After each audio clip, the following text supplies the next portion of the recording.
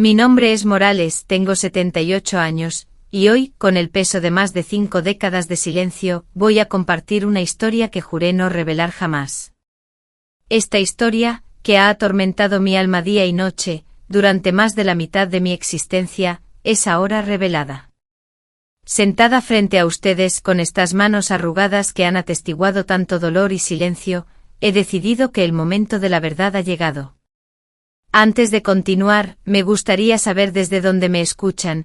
Déjenme un comentario diciéndome su lugar de origen y suscríbanse al canal para que podamos seguir compartiendo historias como esta, relatos de mujeres que, tras años de silencio, finalmente alzan su voz.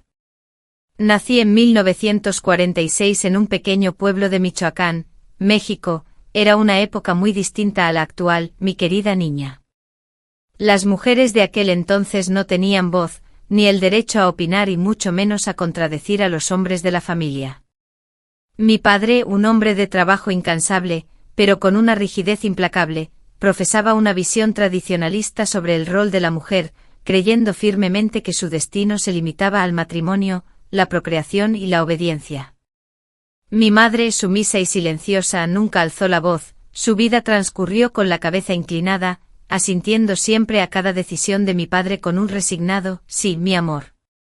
Éramos 5 hermanos, yo, la tercera, tenía 2 hermanos mayores, Carlos y Miguel, y 2 hermanas menores, Rosa y Carmen. Carlos, el primogénito, era la joya de la corona de mi padre, el sucesor designado, el que perpetuaría el negocio familiar. Miguel, aunque más reservado, compartía la misma mentalidad machista. Mis hermanas y yo, en cambio, estábamos destinadas a servir a los hombres de la casa, a preparar la comida, a mantener el hogar impecable y a aguardar pacientemente que alguien nos pidiera en matrimonio, con la expectativa de pasar a servir a otra familia. A los 22 años, mi hermano Carlos contrajo matrimonio con Patricia, una joven agraciada proveniente de una familia adinerada del pueblo vecino. La boda fue un acontecimiento memorable, celebrada con mariachis y una opulencia que reflejaba la posición social de la familia. Con la llegada de Patricia a nuestra casa, convertida en la nueva señora, y yo, siendo su hermana mayor y soltera, asumí de forma tácita el rol de ama de llaves, pues así se regían las costumbres familiares entonces. Patricia, para no ofenderla, era una mujer muy preocupada por su imagen y su posición social. Anhelaba una casa impecable, vestimentas elegantes y joyas deslumbrantes. Para lograrlo contrató a Lucía, una joven del pueblo con tan solo 16 años, para que le ayudara con las tareas domésticas más arduas.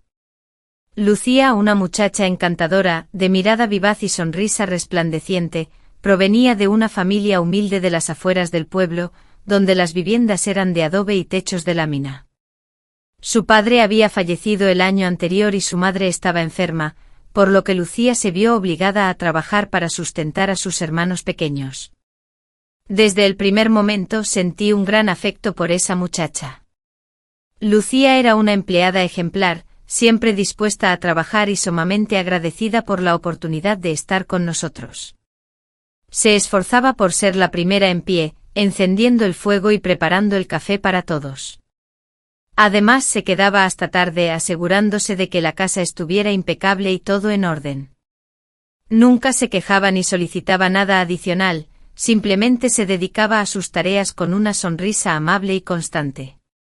Al principio todo transcurría a la perfección. Patricia, mi socia, estaba muy satisfecha con el desempeño de Lucía, y yo la consideraba como la hermana menor que nunca tuve. Le enseñé a preparar algunas recetas especiales, le di vestidos que ya no me servían y al caer la noche, después de que todos dormían, nos sentábamos en la cocina a conversar en voz baja. Lucía me confiaba sus anhelos, ahorrar para que sus hermanos pudieran estudiar y, en el futuro, encontrar un buen hombre que la amara y la respetara. Compartía con ella mis anhelos incumplidos, de cómo a mis 22 años ya era vista como una mujer mayor para casarse, y de la creciente preocupación de mi padre al ver que ningún hombre me había propuesto matrimonio. Todo cambió drásticamente una tarde de abril de 1970. El día era sofocante con un calor que parecía abrasar la garganta. Patricia se encontraba en el pueblo visitando a unas amigas. Mi padre y Miguel estaban trabajando en el campo, y mis hermanas pequeñas estaban en la escuela. Carlos, mi hermano, había regresado temprano del trabajo quejándose de un fuerte dolor de estómago.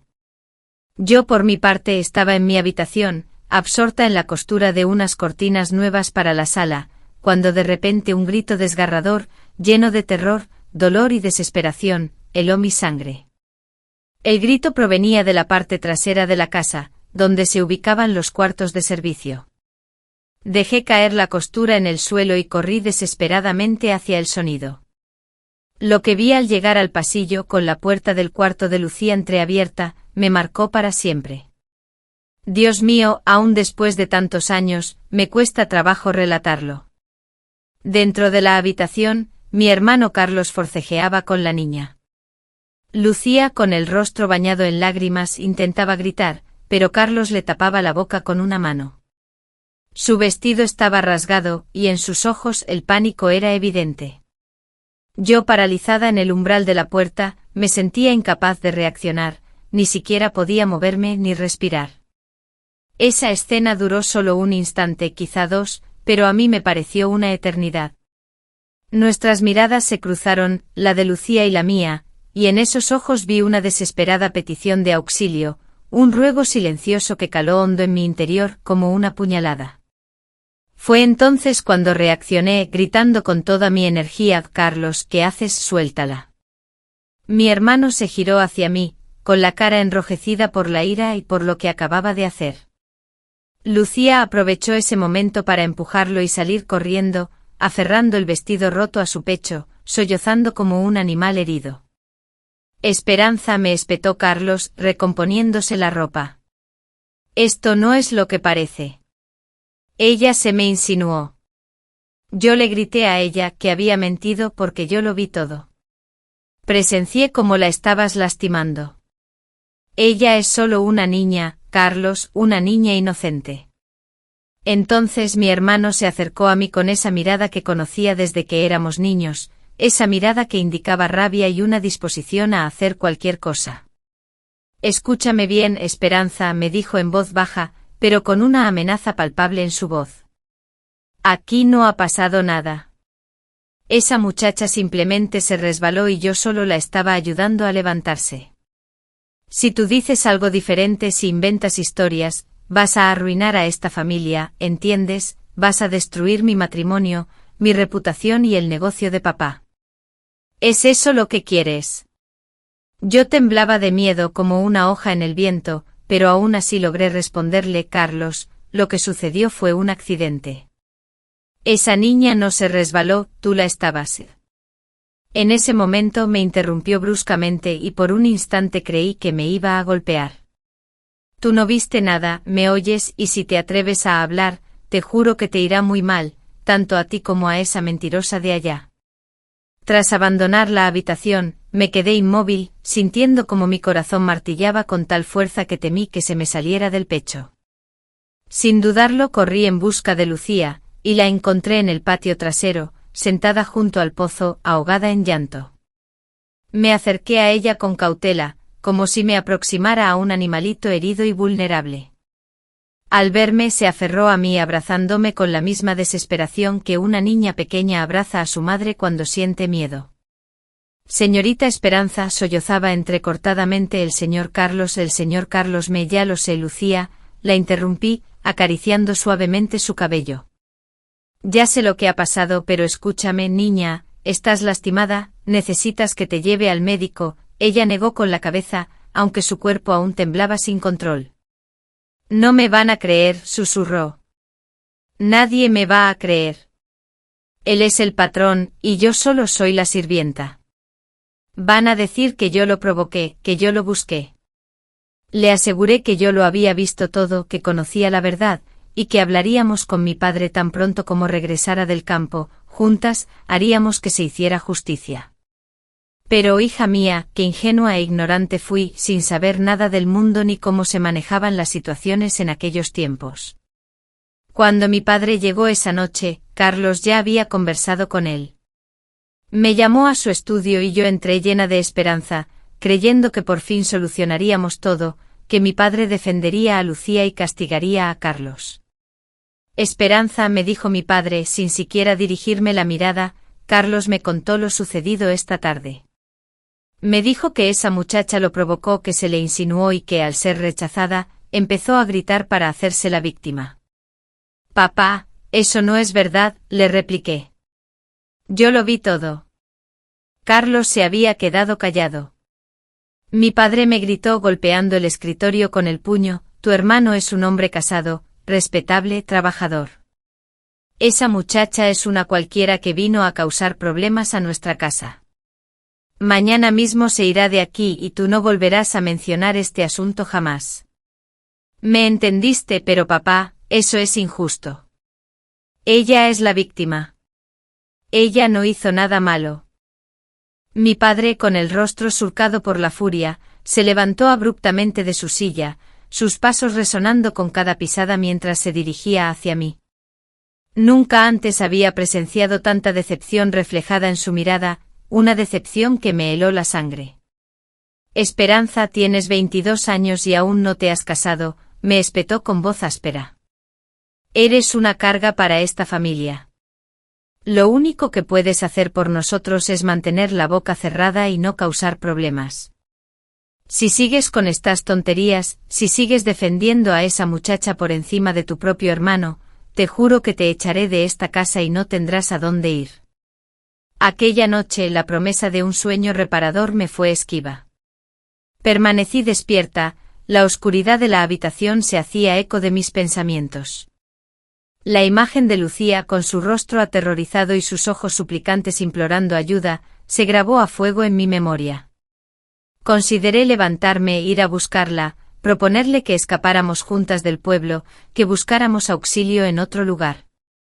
Pero, hija mía, en 1970, en un pequeño pueblo de México, una mujer sola se enfrentaba a un destino implacable. No existían refugios para mujeres maltratadas, ni organizaciones que protegieran a las víctimas. La palabra de un hombre siempre prevalecía sobre la de una mujer. En esa época, la palabra de cualquier hombre de la casa, el patrón, era siempre considerada más importante y creíble que la palabra de una sirvienta. A la mañana siguiente, al bajar a la cocina, descubrí que Lucía ya no estaba. Patricia me informó que se había marchado muy temprano, argumentando que había decidido regresar con su familia porque extrañaba mucho a su madre. Es una lástima, comentó Patricia mientras desayunaba sin levantar la mirada del plato. Era una muchacha amable, pero ya sabes cómo son estas jóvenes que vienen del pueblo, se cansan rápido del trabajo. Yo, sin embargo, sabía que era una mentira. Comprendía que mi familia la había despedido, tal vez incluso la habían amenazado para que se fuera discretamente, y yo no había hecho nada para defenderla. Los días que siguieron fueron una tortura. Carlos actuaba como si nada hubiera ocurrido, bromeando alegremente en la mesa, abrazando a Patricia, comportándose como el hijo perfecto y el esposo ideal. Mi padre también se comportaba con normalidad, pero notaba su mirada atenta sobre mí, y cada vez que yo intentaba hablar, él me observaba con esa advertencia silenciosa que podía leerse en sus ojos. Patricia mostraba una aparente ignorancia sobre los recientes acontecimientos, o quizá estaba al tanto, pero había optado por hacer oídos sordos, posiblemente con el fin de preservar su matrimonio. En aquel entonces era común que muchas mujeres fingieran no percatarse de las infidelidades o los malos tratos de sus esposos, ya que la alternativa de quedarse solas, sin pareja y sin recursos económicos, resultaba aún peor. Una semana después, fui al pueblo para comprar provisiones necesarias para mi madre. Allí me crucé con la señora Remedios, quien era vecina de la familia de Lucía. Con la mayor naturalidad posible, le pregunté por la niña. «¡Ay, hija!», exclamó la señora Remedios con pesar. Esa pobre criatura volvió a casa hecha un mar de lágrimas, muy callada. Su madre cuenta que no quiere salir de su habitación, que no prueba bocado, que solo llora, y ahora, para colmo, ya no quiere ni buscar empleo. Su familia está desesperada. Un nudo se me formó en la garganta. Sentí el impulso de preguntar más, de ir a ver a Lucía, pero supe que no debía hacerlo. Esa noche, durante la cena familiar, Carlos, con una sonrisa radiante, alardeaba sobre el exitoso día que había tenido en sus negocios, mientras Patricia, su esposa, le atendía con especial dedicación y le servía con abundancia. Mis padres, ajenos a la tormenta que se cernía sobre mí, discutían animadamente los planes para ampliar la casa, y yo, en medio de esa escena de aparente felicidad, permanecía sentada en silencio, atormentada por un secreto que me oprimía el estómago como una losa. Fue entonces, en ese preciso instante, cuando la terrible verdad se me reveló. Mi familia, en un acto cruel y silencioso, había optado por proteger a Carlos a toda costa, incluso a costa del bienestar de Lucía. Habían priorizado la reputación familiar sobre la justicia, y yo, con mi silencio cómplice, me convertía en parte de esa injusticia.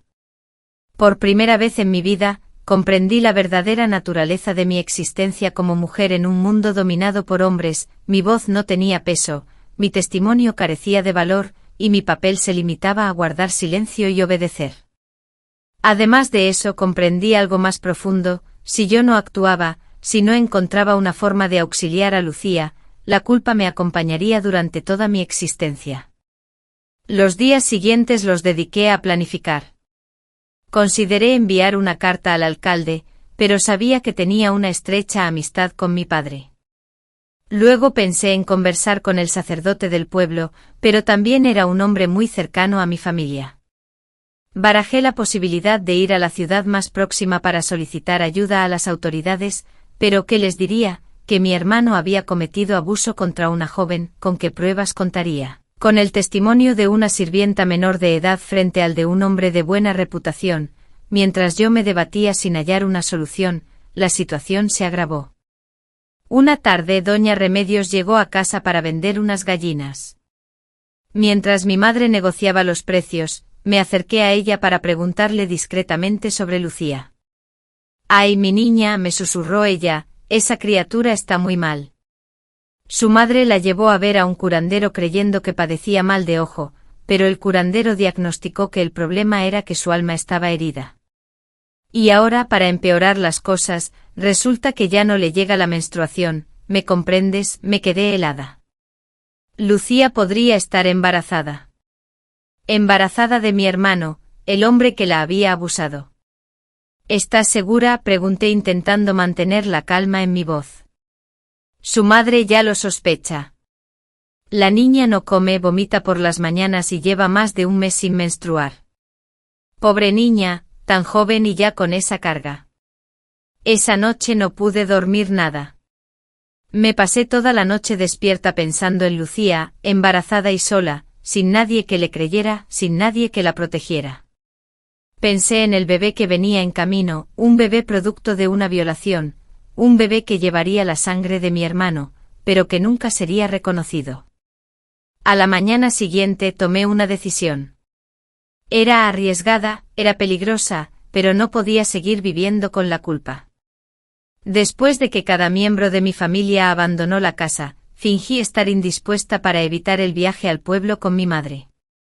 Una vez que me aseguré de estar sola, tomé todos los ahorros de mi vida, pesos que había acumulado pacientemente vendiendo bordados y realizando costuras para las mujeres del pueblo. Caminé entonces hacia la vivienda de Lucía, adentrándome por primera vez en esa zona humilde del pueblo, donde las casas eran pequeñas, construidas con adobe y lámina, con patios de tierra y animales vagando libremente. Al llegar a la casa que me habían indicado, una anciana salió a recibirme. «Buenos días», le dije, «soy Esperanza Morales. Vengo a ver a Lucía». La mujer me observó con recelo, claramente consciente de mi identidad y mi linaje. «Mi hija no quiere ver a nadie», me respondió, «está muy enferma». «Por favor, señora, es sumamente importante. Sé lo que le sucedió a Lucía en mi casa y vengo a ayudarla», supliqué. La mujer me analizó detenidamente durante un instante prolongado, y finalmente suspiró. «Adelante», me indicó, «pero no la modifiquen más de lo que ya está». Accedí a la vivienda modesta y sencilla, con un suelo de tierra compactada y muros construidos con adobe.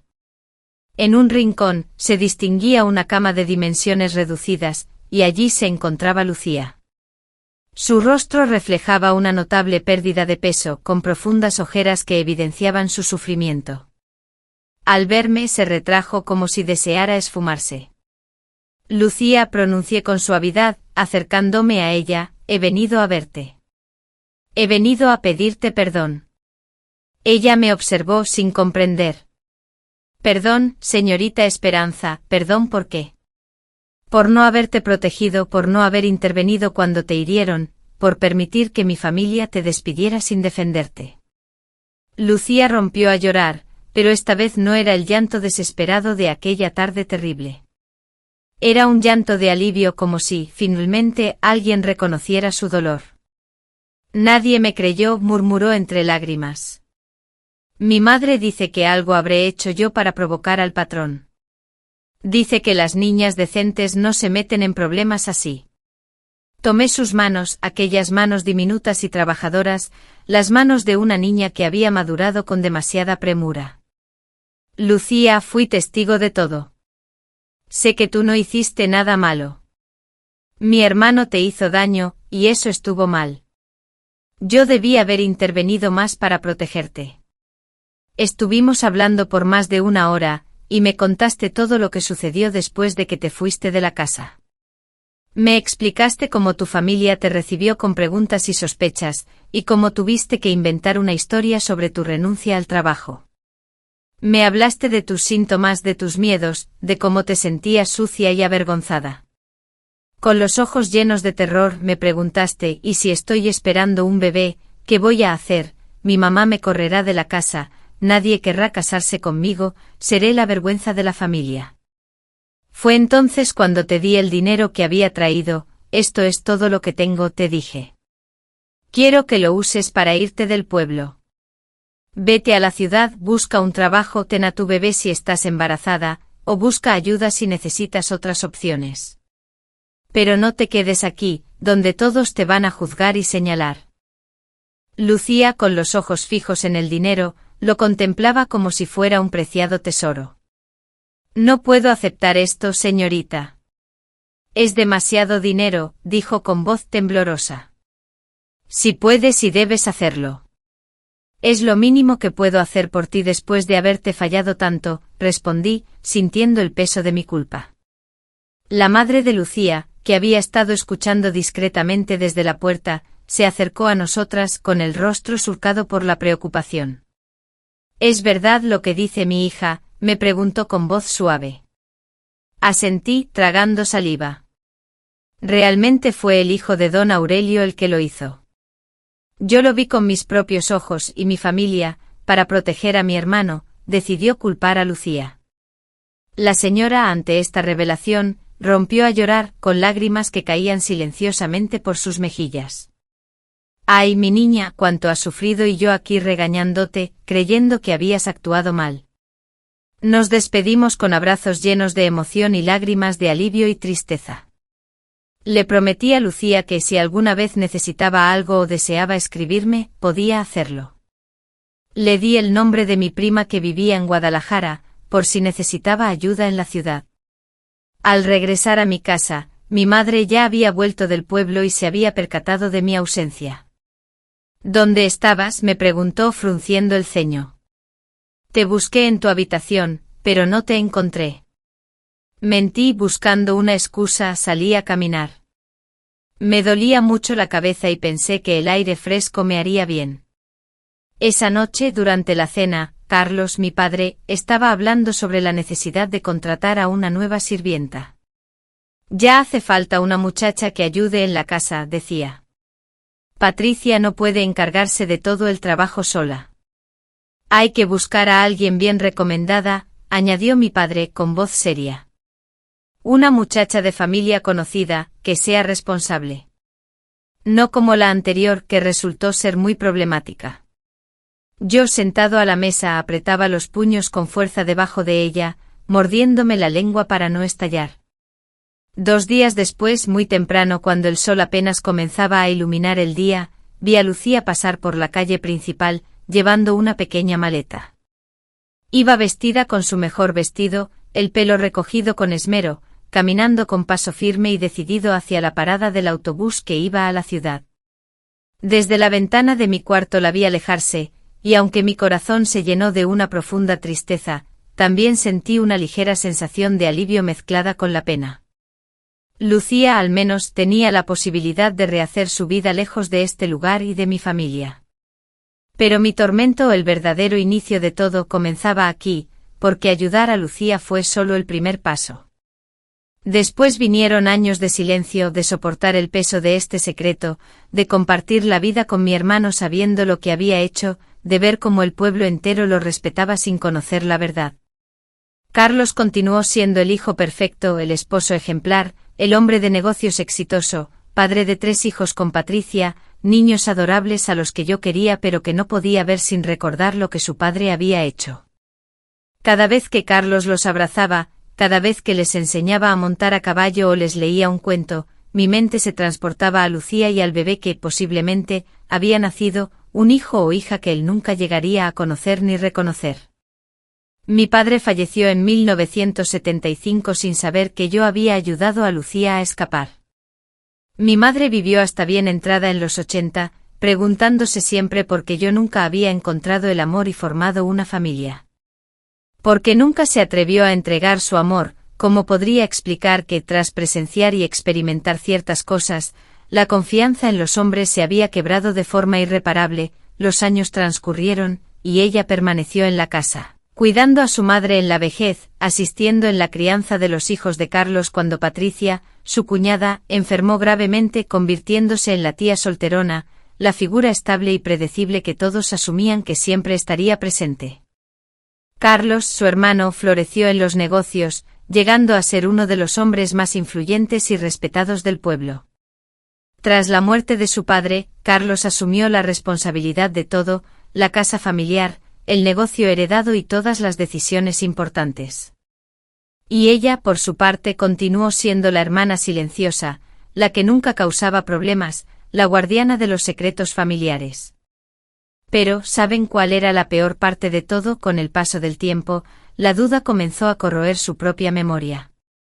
Los años habían transformado los recuerdos, y se preguntaba si realmente había presenciado lo que creía haber visto.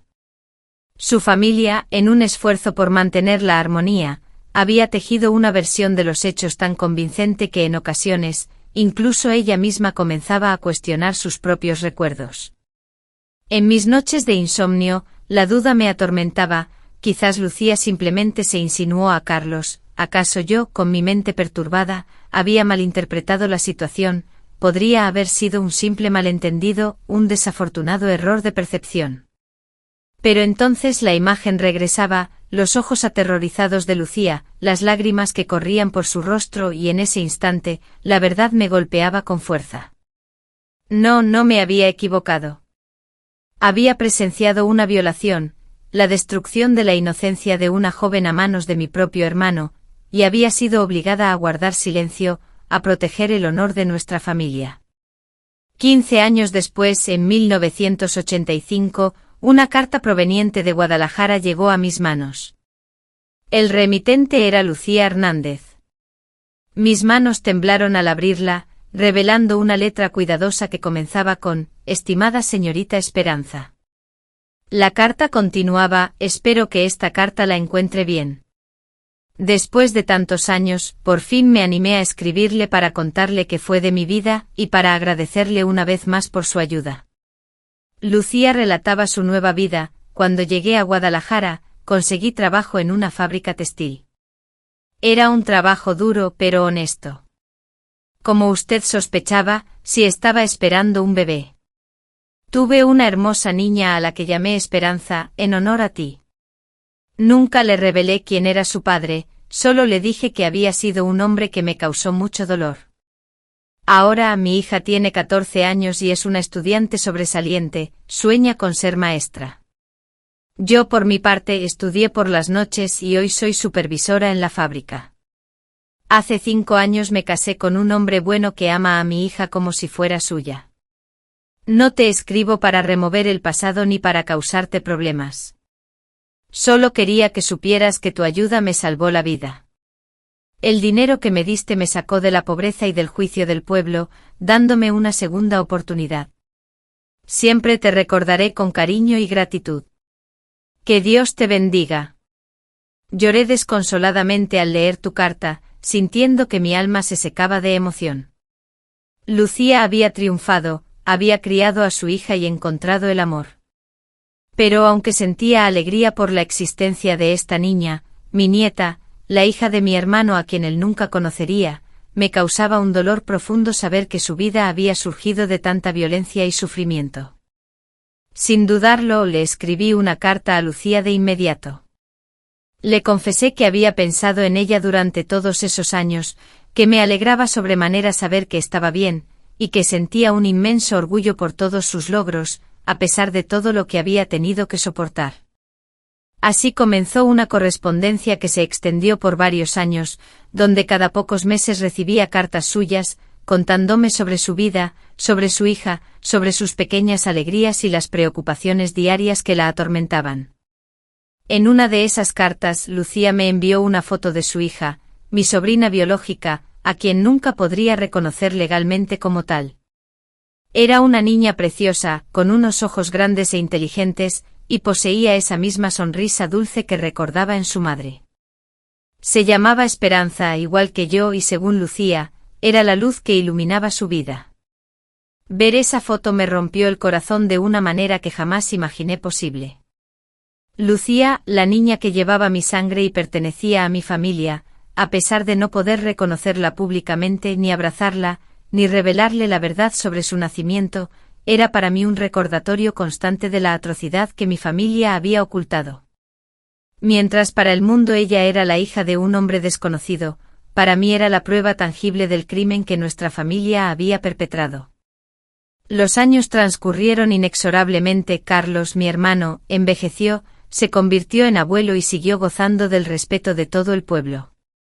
Patricia, su esposa, falleció en 1992 a causa del cáncer, y todo el pueblo acudió a su funeral para expresar sus condolencias a mi hermano, el viudo honorable. Yo estuve presente cargando el ataúd, ofreciéndole consuelo en su dolor, desempeñando el papel de hermana leal que todos esperaban. Pero en la soledad de mi habitación, por las noches, mis pensamientos regresaban una y otra vez a Lucía, a la esperanza de un futuro diferente y a la verdad que solo yo conocía.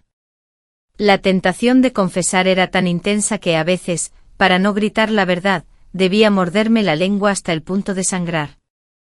En 1995 mi madre falleció, y en 1998 mi otro hermano, Miguel, también nos dejó. De pronto Carlos y yo éramos los únicos supervivientes de la generación más longeva de la familia. Sus hijos, ya adultos, habían construido sus propias familias y vidas, mientras que yo, Esperanza, seguía siendo la tía solterona, la hermana que nunca formó una familia propia. Fue entonces cuando Carlos comenzó a hablar abiertamente sobre la muerte, a pesar de no estar enfermo, pero sí superaba los 60 años y deseaba organizar sus asuntos. Una tarde me citó en su estudio para discutir su herencia, la manera en que deseaba que se distribuyeran sus bienes al fallecer. Esperanza, me dijo con voz firme, has sido la mejor hermana que un hombre puede tener. Siempre has estado presente, siempre leal a la familia.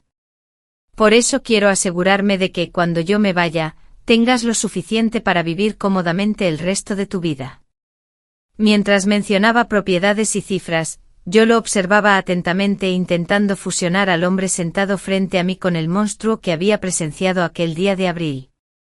¿Cómo podía Carlos ser tan amable y atento conmigo y al mismo tiempo, haber tratado a Lucía con tanta crueldad? ¿Cómo se atrevía a hablar de familia y lealtad cuando había destrozado la vida de una joven inocente? Carlos, le dije, finalmente interrumpiendo sus cálculos financieros, ¿alguna vez piensas en Lucía? Carlos guardó silencio, un silencio que se prolongó por un instante. Después me miró fijamente con la misma expresión que había tenido aquel día terrible, una mezcla palpable de ira y amenaza. ¿Por qué me haces esa pregunta?, inquirió con voz tensa. Eso fue hace muchos años. Porque yo pienso en ella todos los días, respondí con firmeza. Pienso en lo que le hiciste, en el daño que le causaste. Carlos se levantó de su silla de un salto con el rostro enrojecido por la furia. Esperanza, no sé qué te pasa últimamente, pero te voy a dejar algo claro, esa muchacha era una cualquiera que solo vino a causar problemas en nuestra casa. Lo que pasó entre ella y yo no es asunto tuyo y no voy a tolerar que, después de tanto tiempo, vengas a juzgarme. Carlos, yo vi lo que hiciste. Te vi obligándola. Te vi lastimándola. Esa niña era inocente. Basta, me gritó golpeando el escritorio con un puño. No pienso seguir escuchando esta absurda tontería. Si continúas con estas ilusiones, inventando mentiras sobre mí, te aseguro que te arrepentirás amargamente de haber nacido. Al salir de ese estudio mi cuerpo temblaba, pero a la vez sentía una extraña sensación de alivio. Por primera vez en más de 25 años, había pronunciado la verdad en voz alta, había roto el silencio sobre algo prohibido. Había confrontado a mi hermano con su crimen. Esa noche no pude conciliar el sueño. Estuve despierta, repasando todo lo sucedido, todos esos años de silencio forzado, todas las ocasiones en que no pude buscar justicia. Pensé en Lucía, ahora ya una mujer adulta, y en Esperanza, quien ya tendría 25 años. Estarían bien, aún vivirían en Guadalajara. Esperanza habría logrado su sueño de ser maestra. La última carta que recibí de Lucía fue en 1993, hacía más de 2 años. En esa carta me relató que su hija Lucía había sido admitida en la universidad, donde cursaba estudios de pedagogía. Describió a Lucía como una muchacha hermosa e inteligente, completamente ajena a los detalles de su origen. Después de ese intercambio epistolar, la comunicación se interrumpió abruptamente. Yo intenté contactarlo en varias ocasiones, pero no obtuve respuesta alguna. A veces la preocupación me asaltaba, temiendo que algo les hubiera ocurrido. En otros momentos consideraba la posibilidad de que Lucía hubiera optado por dejar ese asunto en el olvido. Los años posteriores a esa carta fueron marcados por una dinámica inusual entre Carlos y yo. Tras aquella conversación en su estudio, se instaló una tensión que antes no existía. Él ya no se comportaba conmigo con la misma familiaridad, y yo, por mi parte, no podía mirarlo sin revivir sus palabras cargadas de ira y negación. En el año 2001, con motivo del 70º cumpleaños de Carlos, le organizamos una celebración a la que asistieron todos sus hijos, sus nietos, los amigos del pueblo y sus socios comerciales. Todos lo veían como un patriarca ejemplar, un hombre de trabajo y de principios, un modelo a seguir para los jóvenes. Yo, presente en la celebración, cumplía mi rol con una sonrisa, atendiendo a los invitados, siendo la hermana perfecta que esperaban. Pero cuando el líder del pueblo pronunció un discurso alabando la honestidad y la integridad moral de Carlos, cuando los presentes aplaudieron sus valores familiares y su rectitud, sentí una opresión en el pecho. Me alejé discretamente de la fiesta y me perdí en las calles del pueblo. La noche, clara y estrellada, me arrastró a reflexionar sobre las mujeres que a lo largo de los siglos se han visto obligadas a guardar silencio. Todas aquellas que con una sonrisa en los labios presenciaron la glorificación de sus propios opresores. Fue esa noche, mientras caminaba bajo las estrellas, que tomé la decisión que había estado postergando durante 30 años, escribiría la verdad.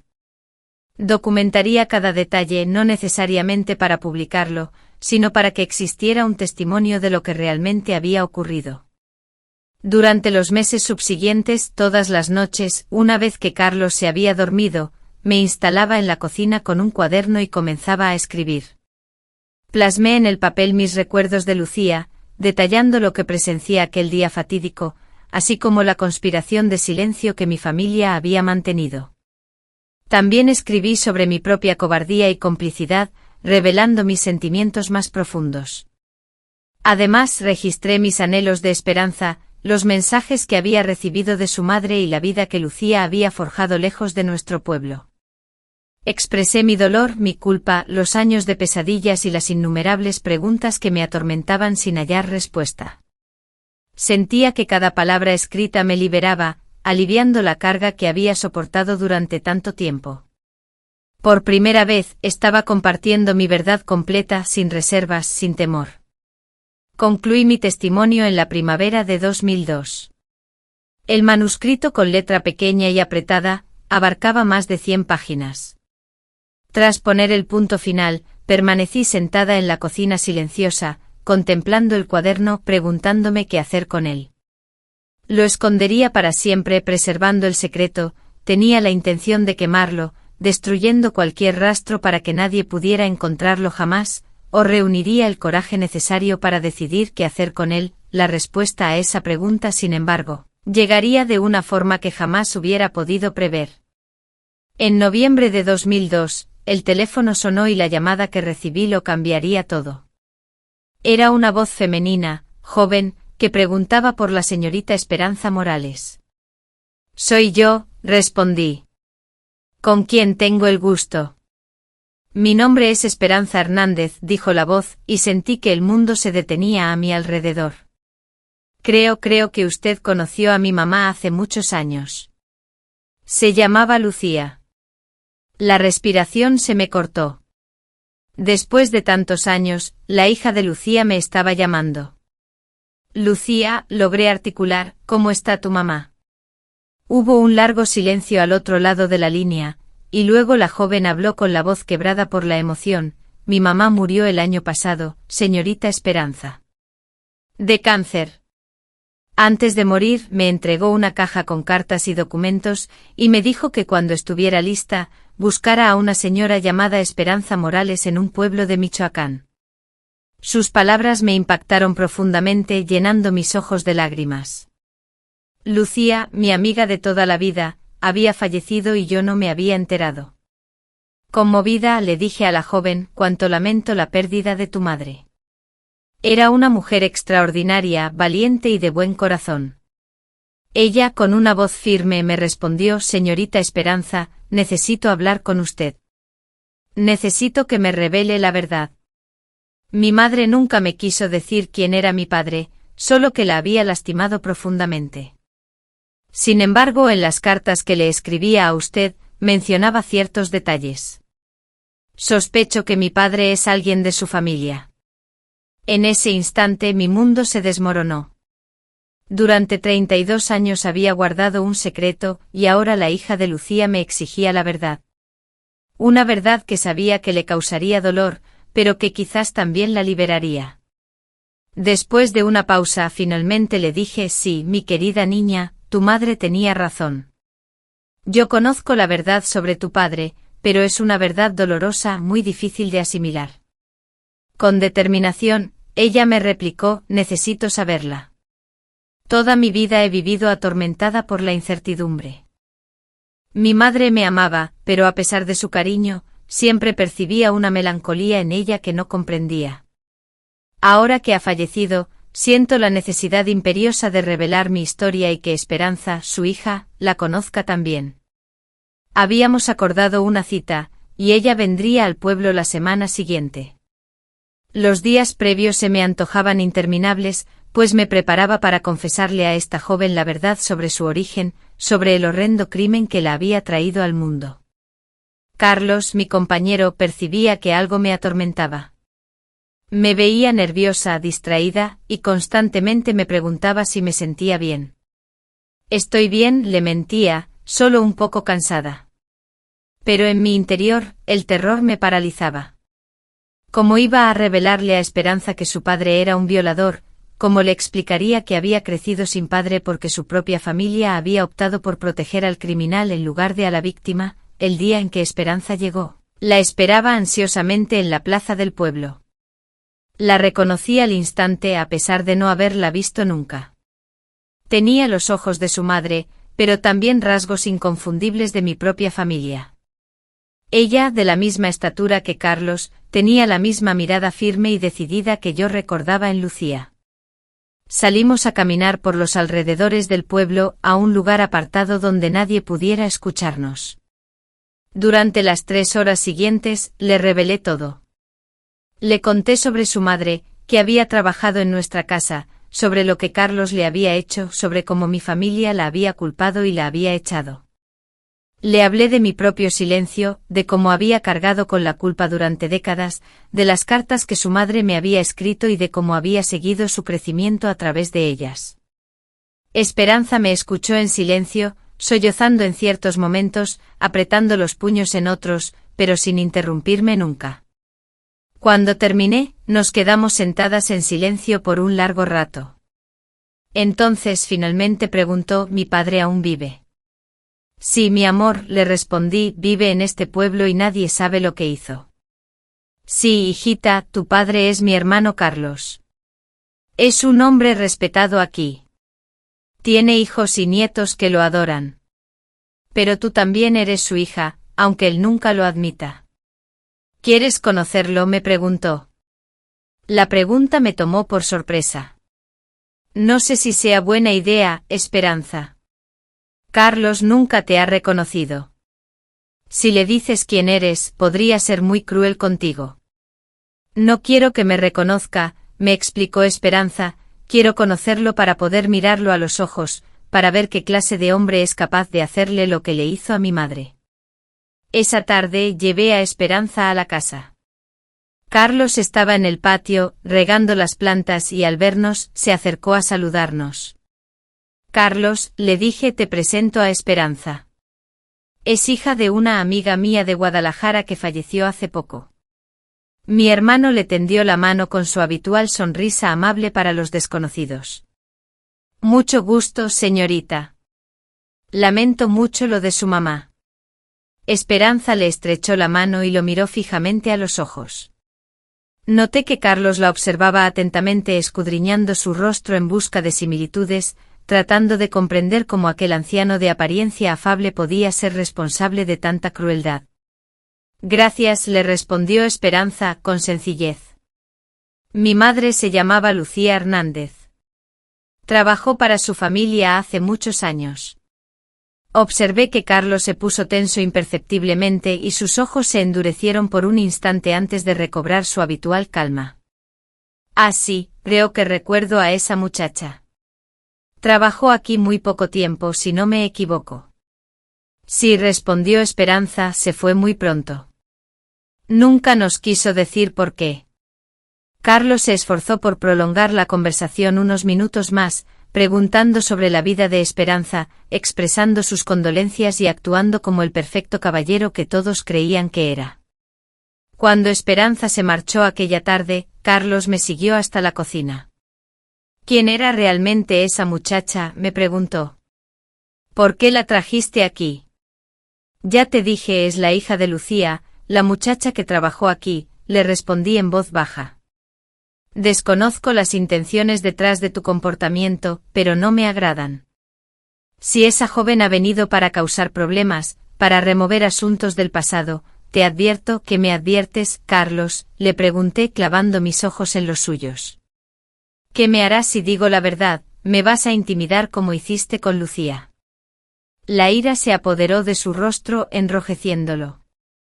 No tengo idea de qué me estás hablando, pero te advierto algo, si esa muchacha regresa o si más personas vienen con preguntas sospechosas, te aseguro que tendrás serios problemas.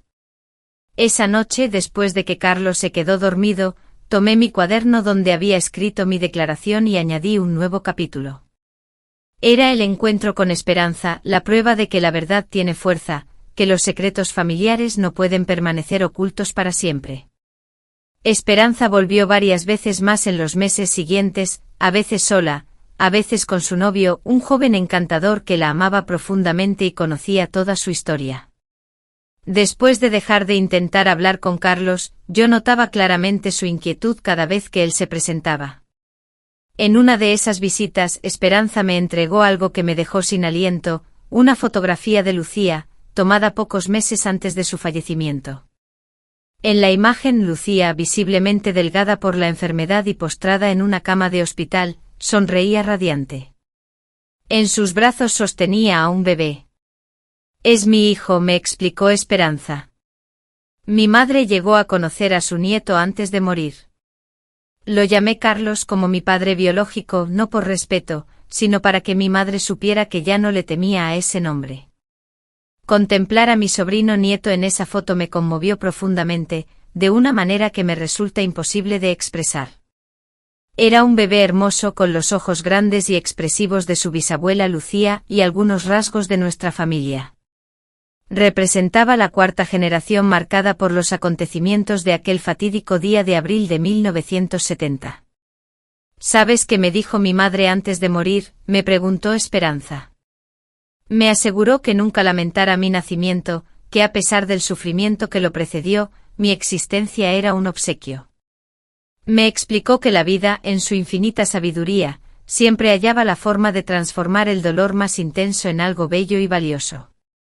Aquellas palabras pronunciadas por Lucía, quedaron grabadas a fuego en mi corazón. Durante todos esos años, yo había interpretado el nacimiento de Esperanza como una tragedia, como la cruel consecuencia de un acto de violencia. Sin embargo, Lucía tenía razón, Esperanza era un regalo, una chispa de luz que había emergido de la más profunda oscuridad. En el año 2005, la salud de Carlos comenzó a deteriorarse. Al principio fueron pequeños síntomas, fatiga, dolores articulares, olvidos ocasionales. Luego los médicos diagnosticaron diabetes y problemas cardíacos. A lo largo de su enfermedad, lo cuidé con la misma dedicación y esmero con que había atendido a todos los miembros de mi familia.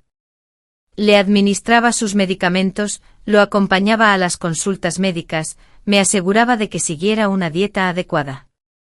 Era mi deber como hermana, pero también sentía que era un castigo cuidar a aquel hombre que había arruinado tantas vidas. En ocasiones durante sus episodios de fiebre alta o cuando se sentía gravemente enfermo, Carlos sufría delirios. En esos momentos de confusión, solía murmurar nombres de personas del pasado, imploraba perdón por acciones no reveladas y mencionaba a niñas que lloraban sin cesar. Una noche mientras le administraba sus medicinas, me aferró la mano con fuerza, transmitiendo una intensa esperanza, y con voz ronca confesó, yo hice cosas malas cuando era joven.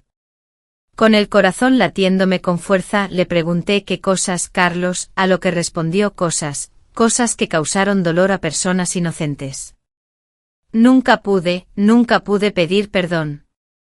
Le contesté todavía puedes, nunca es demasiado tarde para enmendar tus errores. Sin embargo, al día siguiente, recuperada su lucidez, rehusó abordar el tema. Su orgullo, incluso en su estado de enfermedad, parecía más fuerte que el peso de su culpa. Carlos falleció en enero de 2007, a la edad de 75 años. Su funeral, al que asistió una gran multitud de vecinos que acudieron a expresar sus condolencias, fue solemne. Sus hijos lloraron desconsoladamente como si hubieran perdido a un ser venerado, y sus nietos pronunciaron emotivos discursos, ensalzando la figura de un abuelo ejemplar. Con un vestido negro, recibí las condolencias de todos, escuchando las palabras de elogio hacia Carlos, un hombre al que todos consideraban bueno. Mientras tanto, mi mente se aferraba a la imagen de Lucía, fallecida en soledad en un hospital, víctima del mismo hombre que ahora era venerado en el pueblo, sin que nadie supiera la verdad. Esperanza en silencio se mantuvo en la parte posterior de la iglesia, observando a distancia la ceremonia fúnebre, sin interactuar con nadie. Luego me confesó que necesitaba presenciar el adiós a su padre biológico, ver el llanto y el pesar de los demás, sin que supieran la verdadera naturaleza del hombre al que lloraban. Después del funeral, durante la lectura del testamento familiar, descubrí que Carlos me había dejado una carta personal. La abogada me la entregó discretamente y, ya en casa, con manos temblorosas, la abrí. La carta, escrita con letra inestable propia de sus últimos años, comenzaba con estas palabras: si estás leyendo esto, significa que ya no estoy.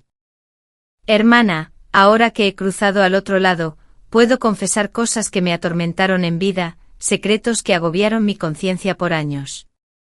Sabía que no me perdonaste lo que le hice a aquella joven. Nunca pude admitirlo mientras respiraba, pero ahora, sin el peso de la vida, confieso, sí, la obligué, la dañé, a esa niña inocente. Fue un instante de demencia, de fragilidad, algo que me avergonzó desde el primer día. Era más sencillo negar la verdad, que encarar las consecuencias. Era más fácil culpar a la víctima, que reconocer mi monstruosidad. Tú fuiste la única que siempre supo la verdad, y por eso te castigué con mi silencio, con mi mentira. Pero quiero que sepas que tu lealtad a la familia, tu decisión de guardar silencio para protegernos, fue algo que siempre aprecié, aunque nunca te lo dije. Perdóname, hermana. Perdóname por convertirte en cómplice de mis pecados, por obligarte a cargar con mi culpa durante todos estos años. Espero que ahora que he partido encuentres la paz. Las lágrimas brotaron de mis ojos, un llanto profundo y desgarrador como no había experimentado en más de 30 años, al finalizar la lectura de aquella carta. Era la confesión que había anhelado escuchar durante 37 años, pero llegaba demasiado tarde para enmendar cualquier error. Carlos había fallecido, llevándose consigo sus secretos a la tumba, y era recordado como un hombre de bien. Lucía también había muerto sin haber visto la justicia que merecía, y yo, durante toda mi vida adulta, había ocultado un secreto que me había consumido por dentro. Pero en ese momento algo importante se hizo evidente para mí, ya no tenía que guardar ese secreto. Carlos estaba muerto, mis padres habían fallecido y la mayoría de las personas involucradas en el encubrimiento ya no estaban. Por primera vez en mi vida, me sentía libre de revelar la verdad sin temor a las consecuencias. Fue entonces cuando tomé una decisión que jamás pensé que tendría el valor de tomar, iba a hacer pública mi historia. La semana siguiente, cuando Esperanza vino a visitarme, le mostré la carta de Carlos. La leyó en silencio y al terminar, sus ojos estaban empañados por las lágrimas. Al menos confesó, me dijo, al menos al final admitió lo que le hizo a mi madre. Sí, mi niña, pero, ¿sabes que me duele más? Esperó a morirse para hacerlo, que vivió toda su vida como un hombre respetado mientras tu madre cargó con la vergüenza que no le correspondía. Esperanza dobló la carta con cuidado y me la devolvió. Tía Esperanza, me dijo, había comenzado a llamarme tía desde que supo la verdad, ya cumpliste con guardar el secreto de la familia. Ahora es tiempo de contar la verdad. Tenía razón, pero yo ya tenía 61 años y después de toda una vida de silencio, no sabía cómo empezar a hablar. Pero ¿quién me va a creer, mi niña?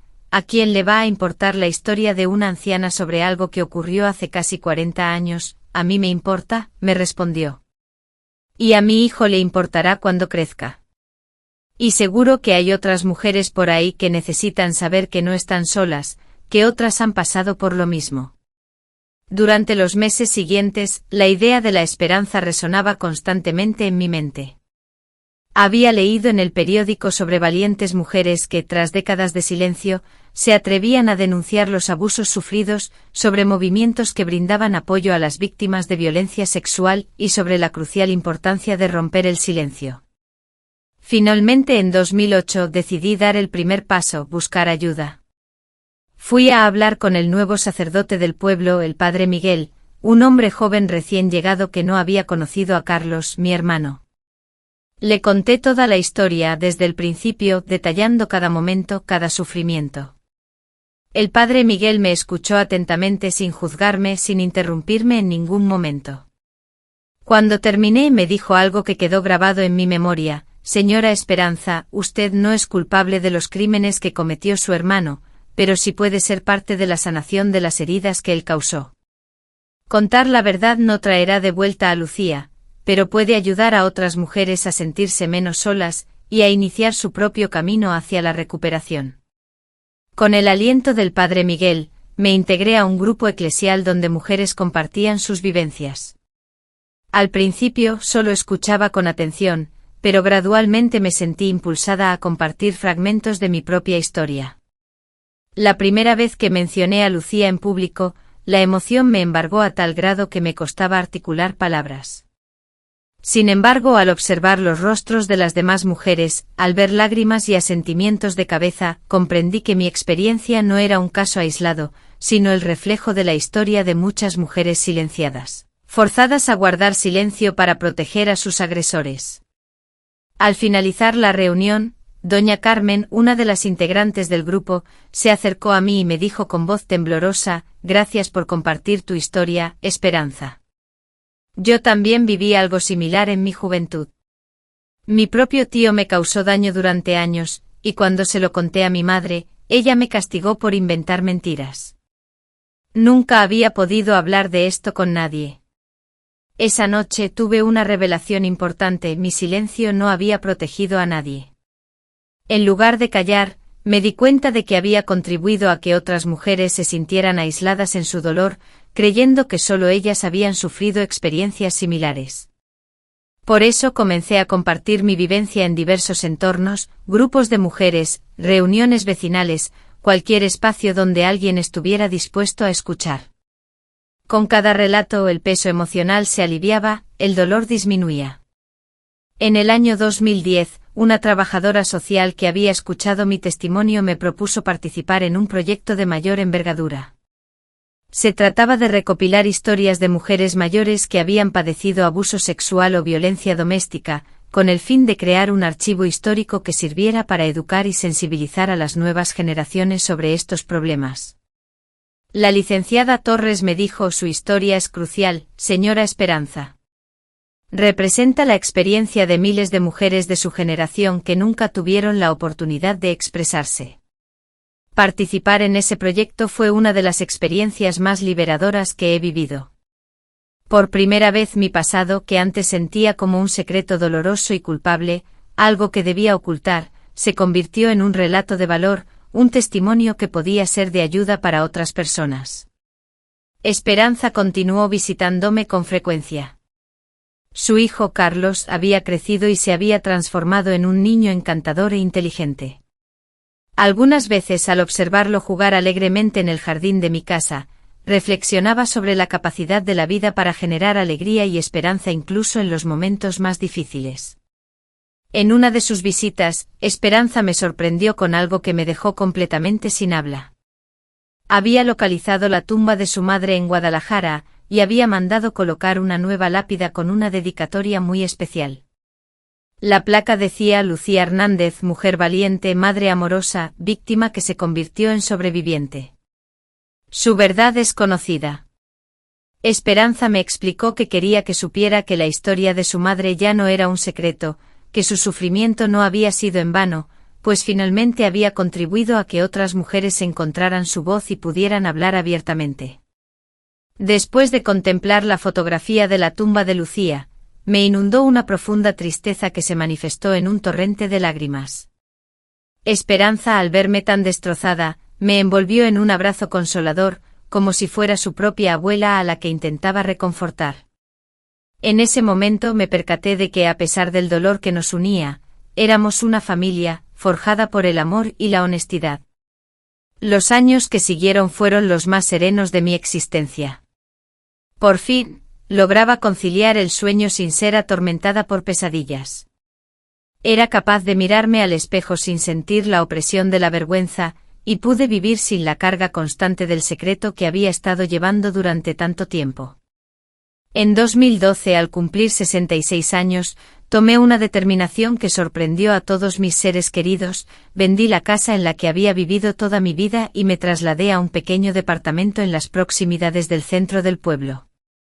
Ya no deseaba permanecer en esa casa repleta de recuerdos dolorosos, donde cada rincón me recordaba los años de silencio y sufrimiento. Los hijos de Carlos, sin embargo, no lograron comprender mi decisión. Para ellos, yo era la tía excéntrica que repentinamente había comenzado a inventar historias sobre su padre después de su fallecimiento. Algunas personas que conocía dejaron de dirigirme la palabra, mientras que otras me trataban con una condescendencia que recordaba el trato que se dispensa a los ancianos cuando empiezan a perder la lucidez. Sin embargo, a esas alturas la aprobación de ellos ya no me importaba, había hallado mi propia voz, mi verdad, y una nueva familia en Esperanza y su hijo. En el año 2015 la licenciada Torres me propuso participar en una conferencia nacional sobre la violencia contra las mujeres. Me pidieron que compartiera mi testimonio ante más de 500 personas, entre autoridades, académicos y activistas. Al principio, la idea de hablar frente a semejante multitud me aterrorizaba, pero Esperanza logró convencerme. Tía, me dijo, piensa en todas las mujeres que estarán ahí abajo, que necesitan saber que no están solas, que sus historias son importantes, que nunca es demasiado tarde para decir la verdad. Así que esa tarde, de pie en el podio de un gran auditorio, narré mi historia completa por primera vez ante una audiencia tan numerosa. Compartí mi historia sobre Lucía y Carlos, narrando los 45 años de silencio que me habían aprisionado y cómo, finalmente, había encontrado la valentía para romperlo al final de mi vida. Cuando terminé, un silencio sepulcral se apoderó del auditorio, era tan absoluto que parecía posible escuchar el eco de un alfiler al caer. Después de unos instantes, el murmullo de la audiencia se transformó lentamente en un aplauso, pero no era un aplauso superficial de felicitación, era un reconocimiento sincero, un gesto de respeto y de profunda solidaridad. Concluido mi relato, numerosas mujeres se acercaron para compartir sus propias experiencias, revelando sus propias heridas. Entre ellas, algunas eran jóvenes que habían sufrido abusos recientemente, otras, mujeres de mi edad, que nunca antes habían encontrado la fuerza para revelar los traumas que habían soportado durante décadas. Una de esas mujeres, llamada Rosa, me impactó profundamente. Con unos 80 años de edad, después de escuchar mi testimonio, se armó de valor para confesarme que su propio padre la había abusado durante toda su infancia, pero que jamás lo había compartido con nadie, ni siquiera con su esposo, con quien llevaba 60 años de matrimonio. Pensé que me iba a morir con este secreto, me dijo entre lágrimas. Pero usted me infundió el coraje necesario para finalmente buscar ayuda. Fue en ese instante cuando comprendí a cabalidad el inmenso poder de romper el silencio. Mi historia, la de Lucía, la de Carlos, no era solo mía, sino la de todas las mujeres silenciadas, aquellas que aún callaban por temor, vergüenza o falta de apoyo. A mis 70 años había descubierto mi propósito, ser la voz de las que no podían hablar, demostrar que nunca es demasiado tarde para revelar la verdad. En 2018, Esperanza me dio otra alegría inesperada, se había casado con su pareja de siempre y esperaban su segundo hijo. Me solicitó que fuera la madrina del bebé diciéndome: usted es la única familia verdadera que tengo, la única persona que conoció a mi madre, que sabe de dónde vengo y que me ha acompañado en esta búsqueda de la verdad. Convertirme en la madrina de esa niña, llamada Lucía en honor a su abuela, fue una de las mayores alegrías de mi vida. Sostenía en mis brazos a la pequeña bisnieta de aquella mujer a la que no logré proteger en su momento, pero a la que finalmente había honrado con mi testimonio. En los años transcurridos he compartido repetidamente mi historia, participé en documentales, concedí entrevistas a periódicos y hablé en escuelas y universidades. Cada vez que relato los hechos, mi mente se llena de la imagen de Lucía, de su sonrisa dulce y de su inquebrantable valentía para seguir adelante. A pesar de la tristeza, también pienso en todas las mujeres que, tras escuchar mi testimonio, se pusieron en contacto conmigo, agradeciéndome por inspirarlas a contar sus propias experiencias, a buscar ayuda y a romper sus propios silencios. Recientemente una joven periodista me preguntó si me arrepentía de haber esperado tanto tiempo para hablar. Le respondí sin dudarlo: por supuesto que me arrepiento. Me arrepiento de no haber sido más valiente en mi juventud, de no haber hecho más para defender a Lucía y de haber permitido que mi hermano viviera toda su vida sin enfrentar las consecuencias de sus acciones. Sin embargo, persistí en mi camino, consciente de que cada cosa tiene su momento oportuno. Quizás, si hubiera compartido mi experiencia antes, nadie me habría creído. Tal vez, era necesario atravesar todo este sufrimiento para poder relatarlo de una forma que verdaderamente beneficiara a otras mujeres. Ahora, a mis 78 años, al contemplarme en el espejo, observo a una mujer muy distinta a la que era hace una década. Veo a alguien que ha encontrado la paz con su pasado, que ha transformado su dolor en un propósito, y que ha convertido su silencio en una voz. Las cartas que recibo de mujeres que han escuchado mi historia son mi mayor recompensa. Mujeres de todas las edades me escriben para decirme que mi testimonio les ha ayudado a comprender que no están solas, que el abuso que padecieron no fue su culpa, y que merecen justicia y sanación. Recibí una carta en particular hace unos meses, proveniente de una joven de 25 años llamada Ana, que comenzaba con: Señora Esperanza. Ella explicaba que había escuchado mi historia en una conferencia en su universidad. Nunca le había confiado a nadie el abuso que sufrí de mi tío durante mi infancia, debido a que mi familia siempre lo había idealizado y tratado como una persona intachable. Pero después de escucharla a usted, comprendí que guardar silencio solo beneficia a los perpetradores. Ayer, finalmente, me atreví a contarles a mis padres lo sucedido, y aunque fue un momento sumamente doloroso, me creyeron y se comprometieron a ayudarme a denunciar a mi agresor. Le agradezco profundamente por haberme enseñado que mi voz tiene valor y que mi testimonio es importante. Al leer testimonios como el suyo, siento que Lucía, que falleció, ha encontrado la paz. Siento que su sufrimiento, su dolor y su muerte prematura han tenido un propósito, algo más grande de lo que cualquiera de nosotras pudo haber imaginado. Mi nieta, Lucía, quien ahora tiene 5 años, es una niña inteligente y curiosa que constantemente hace preguntas sobre todo.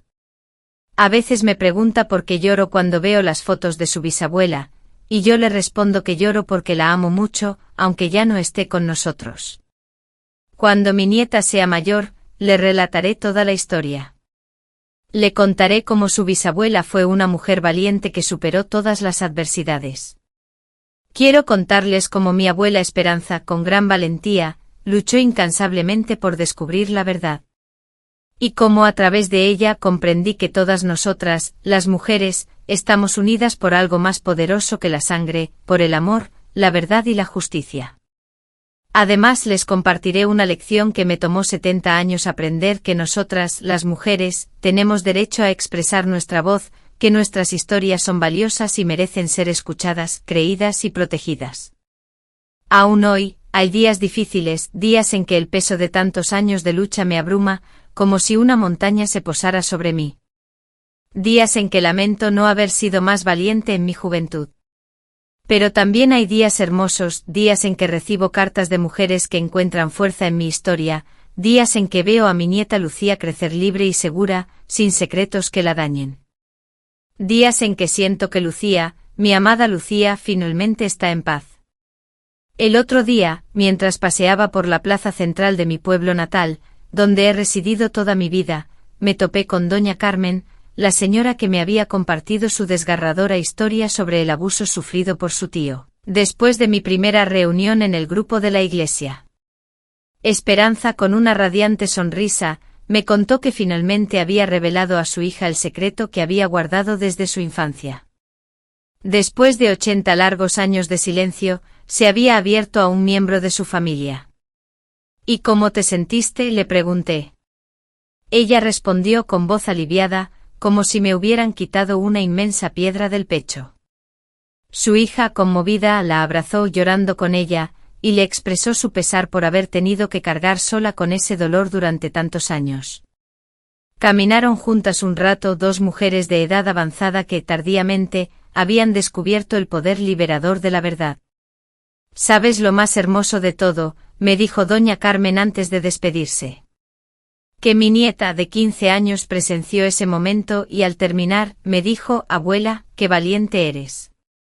Y si a mí me hicieran algo así, yo sí lo contaría inmediatamente. La idea de que las futuras generaciones serían diferentes, que no se quedarían calladas como nosotras, me llenó de una paz inmensa y esas palabras resonaron profundamente en mí.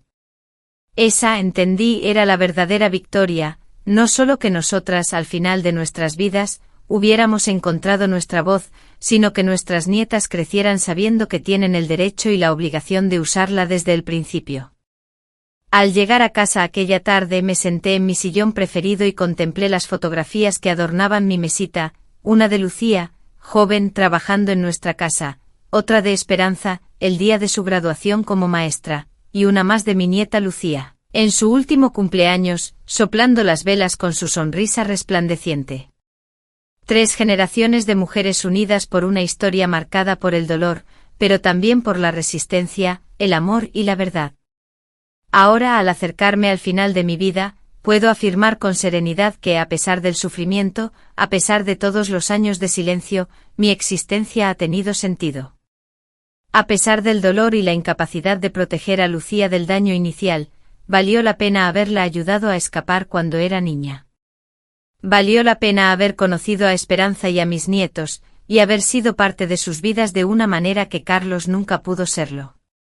Valió la pena haber encontrado finalmente la fuerza para revelar la verdad, una verdad que ha empoderado a otras mujeres a encontrar su propia voz.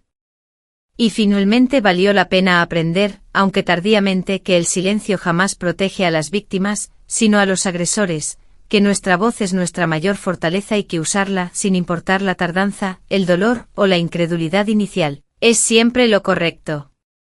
Si alguna mujer que escucha esta historia carga con un secreto similar, agobiada por el peso de un abuso, y siente que es demasiado tarde para hablar, quiero decirles, nunca es demasiado tarde para la verdad, nunca es demasiado tarde para la justicia. Siempre hay esperanza para la recuperación. Tu experiencia es valiosa. Lo que sientes es legítimo. Tu capacidad para expresarte es fuerte. Aunque te sientas aislada, creas que nadie te entenderá o temas las posibles repercusiones, debes saber que existen otras mujeres que han vivido situaciones similares y te brindarán su apoyo cuando decidas hablar. Yo misma tardé 7 décadas en encontrar mi voz completa, pero cuando lo logré, mi vida y la de mi entorno cambió radicalmente, mi familia, mi comunidad, y todas aquellas mujeres que escucharon mi historia y encontraron en ella inspiración y fortaleza. Es más doloroso el silencio que la verdad, y el secreto es una carga mayor que la sinceridad. La sanación es posible a cualquier edad y en cualquier momento.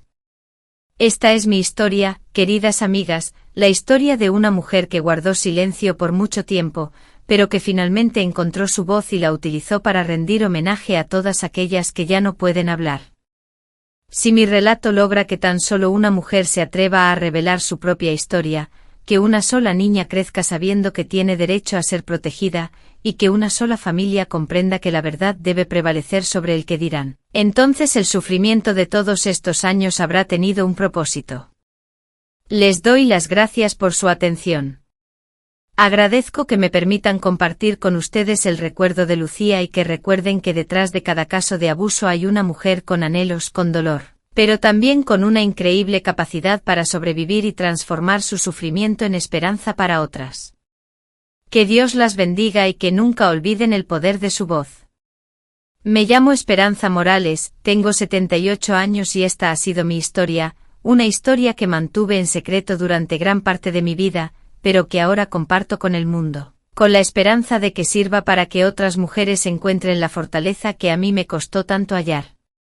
Y si Lucía pudiera verme ahora, estoy segura de que se sentiría orgullosa, no por mis acciones o inacciones de juventud, sino por lo que logré al final, convertir su recuerdo en una exigencia de justicia, transformar nuestro dolor compartido en esperanza para las futuras generaciones.